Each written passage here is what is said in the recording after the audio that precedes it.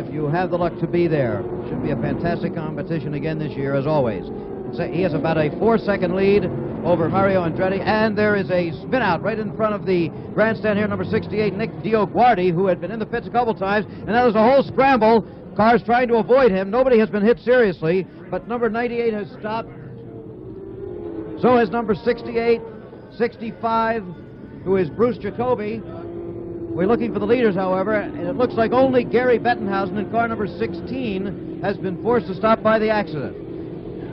Well, Jim, there is fire coming now from car number 5, Gordon Johncock. That's Johncock's car that also got involved in this. The red flag is out. The race has been stopped. There are 1, 2, 3, 4, 5 cars stopped right in front of us here in the home stretch at Phoenix.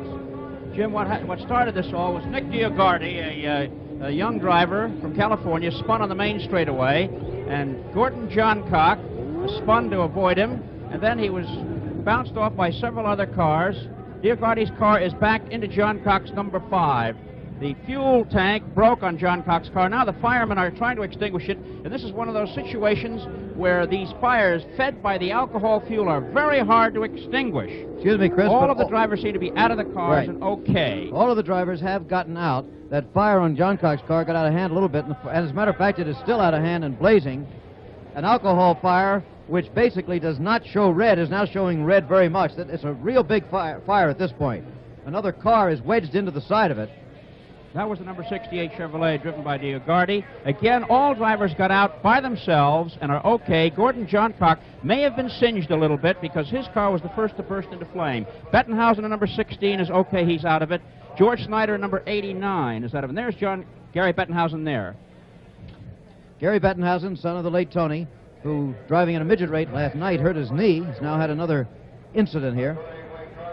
It was a very slow developing accident, Chris. You know, it was almost like slow motion, with first DioGuardi going, then Johncock, then some fuel and oil got spilled on the track, and very slowly, as we said, the other cars kind of spun to a stop. We would think that several of them might be able to get going again, although the number 98 car of Johnny Anderson has one wheel that is at a very funny angle, the left front wheel, and the number 12 car of Lloyd Ruby being carefully inspected by its pit crew right now.